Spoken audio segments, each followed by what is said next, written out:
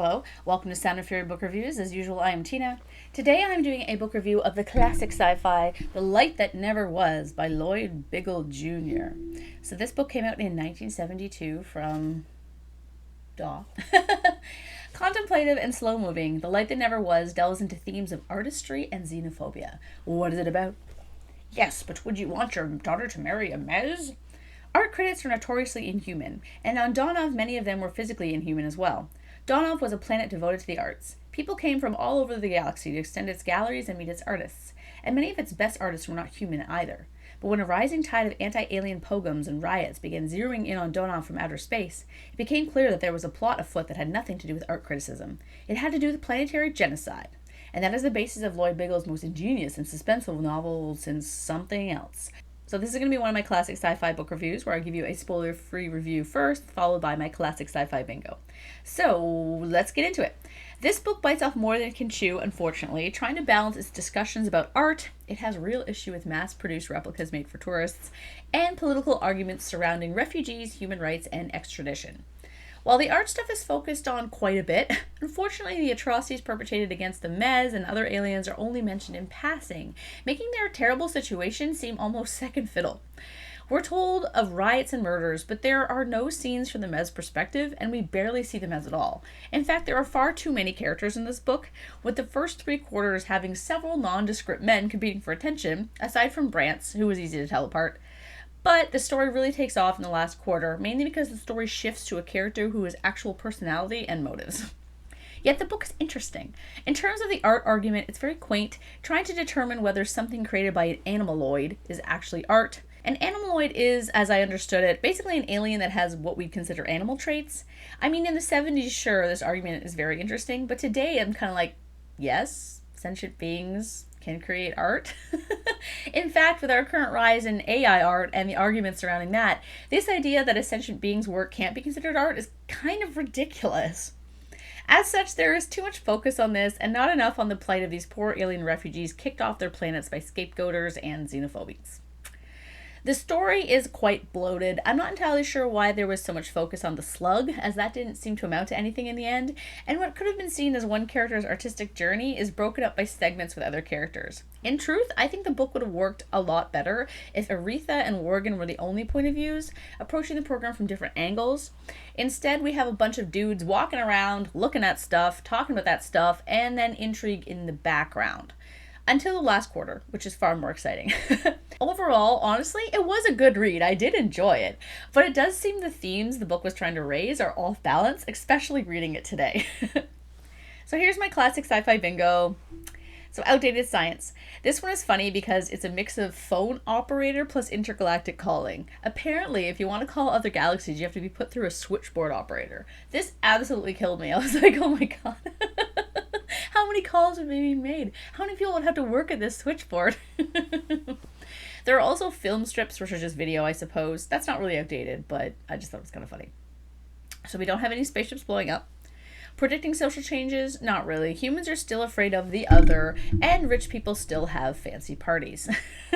Sexy female scientists? There are no sexy female scientists. Cool aliens. As usual, I'm going to read from the book.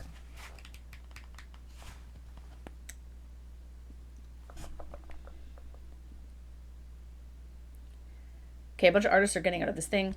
And with them came one of the galaxy's most beautiful creations, a nonar of gleaming fur, graceful protrusions, long neck, and high noble forehead above a long snapering snout. Some scientists claimed that it was also one of the galaxy's most intelligent creations.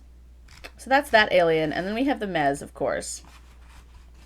They suffered the misfortune of looking almost human. They were shorter than humans, slighter in stature, and they had long body hair on their arms, but none at all on their heads. They seemed to have a profusion of fingers at the end of each arm, and no hands at all. Their earless skulls were short and narrow, and grotesquely elongated, to the cranial capacity exceeding that of humans. Their eyes were wide set, their noses a smear of tissue with wide nostril gaps, and their mouths a repulsive circular sucking device. Yeah, so I don't know why that means they're almost like humans. The other person seemed more human-like. I don't know. I guess they're supposed to be these dudes, I guess. They are pretty gross looking. Yeah. So, alien human romance? Yes. It's not explicitly stated, but there's no way Franf and Anna aren't a couple. They live together, they hold hands, they're super old and cute together. I loved them. There's no way they're not a couple. It just, I guess he probably couldn't really say that back in the day. I don't know. I think some publishers were a bit more squeamish about that kind of thing than others.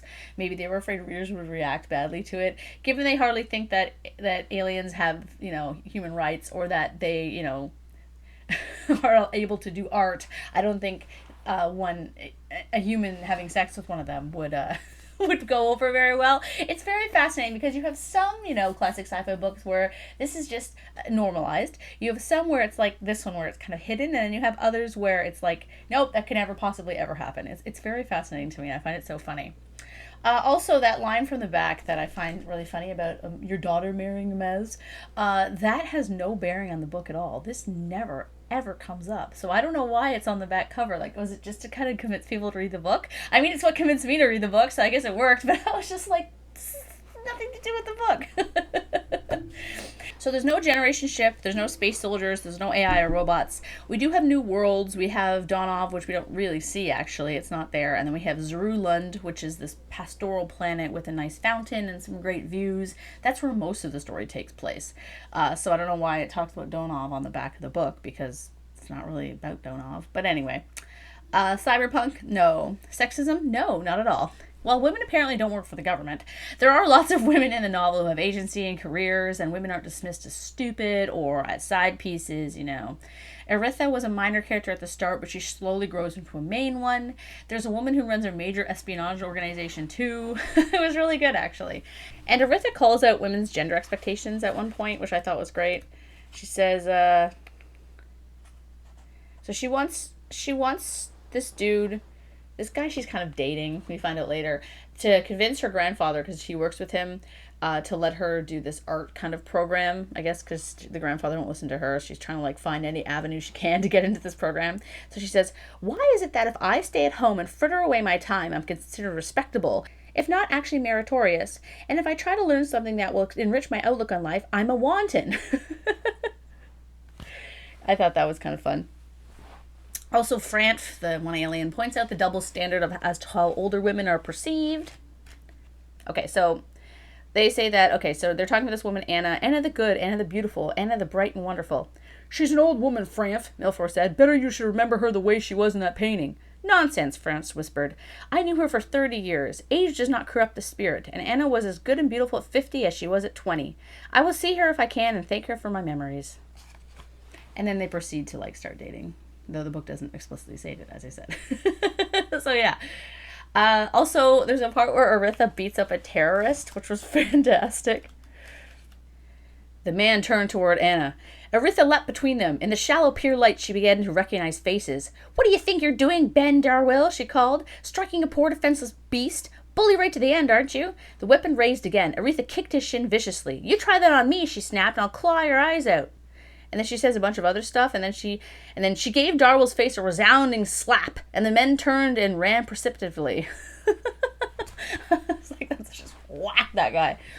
She's also an amazing woman. I loved her. I wish she was in the book more, because she's really fun. She's feisty and she's very hilarious. So anyway, after all of this, there's this Countess Lilia and Anna, and they went to bed with sedatives, and then he comes up to Aretha, and none for me, she told him. I have things to do. Are you sure? You look somewhat overwrought. I'm not overwrought. I'm mad. She's great. And then there's one more thing I want to talk about with her, because I loved it. So, so we find out that Worgen, who is this guy, we find out at the very end of the book that he and Aretha, have been kind of dating. He asked her to marry her a couple times. He says, Mother dearest, ever since Aretha was 16, I've been asking her to marry me at every suitable opportunity. I have confidence that eventually she'll consent. In the meantime, she keeps telling me that one of us still has some growing up to do. I have the uneasy suspicion that she may mean me. Perhaps if I spoke with her grandfather. No, mother, Aritha will decide when she is to marry and whom. No one knows that better than Ian Korak. So I think that's great, kind of throwing away the whole archaic ask the parents for permission thing. And I thought it was great that Morgan also was like, he was the one to tell his mother, no, I'm not going to do that. I don't need to do that for her. She's going to tell me if she wants to marry me. My dad actually said the same thing. He's like, if anyone ever asked me my permission to marry you, I would tell them that they don't know me at all and that no. Because I think it's the stupidest thing ever. But that's just my opinion. You do you. You know, if you like that kind of thing, that's fine. I just particularly don't like it. Anyway, Forerunner technology. Nope. LGBTQ plus representation.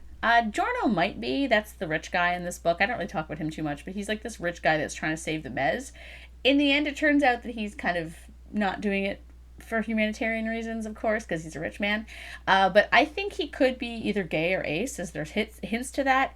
I'm gonna say no though, because it's not. If there's not that many hints, there's just a bunch of things thinking, oh, he never dates anybody and all this stuff. So I was like, maybe, because back in the day, in those times, like those times in the 70s, people, there was coding people did, to make it to add gay characters to books when they weren't allowed to explicitly say they were gay. So I don't know.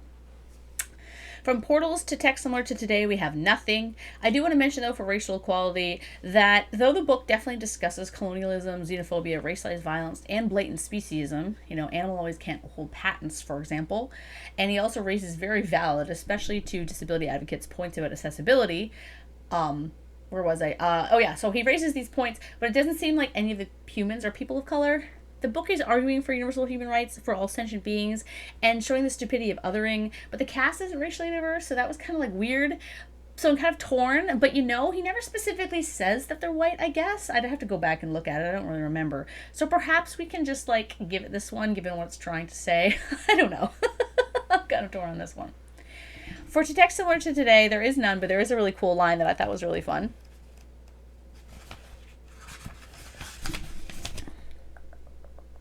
Carrying the candle awkwardly, he had never seen one before except in paintings, Will stumbled after him into thickening darkness. I just thought it was super cool that it would bring up the fact that this guy has never seen a candle in real life, which makes sense. Like, I have candles in my house for, if my dog stinks. Because he's he got sprayed by a skunk once, 5 years ago, and still, when he gets wet, he still kind of has that, even though I've washed him a million times. I don't know. So sometimes, if it's a rainy day, I'll just light a candle. But yeah, my kids would have no idea how to use a candle to, walk around with, I guess, because, Anyway, I thought that was cool. And does the book pass the Bechdel test? It passes it by leaps and bounds. Women talk to one another a lot in this book about stuff other than dudes and housework. They talk mostly about art, of course, but I was like, oh, okay, this is a great one for that. So yeah, an interesting book, not particularly riveting story-wise, but I thought it was fascinating. It has a lot to talk about. It has a lot to talk about in terms of, differences now to, when it was written. That was actually more interesting than the story itself. So yeah, if you're into kind of more thoughtful, kind of sci-fi, I would recommend it. It's pretty good. So yeah, thanks for watching, and don't go contacting my parents asking their permission to marry me, okay? Just don't.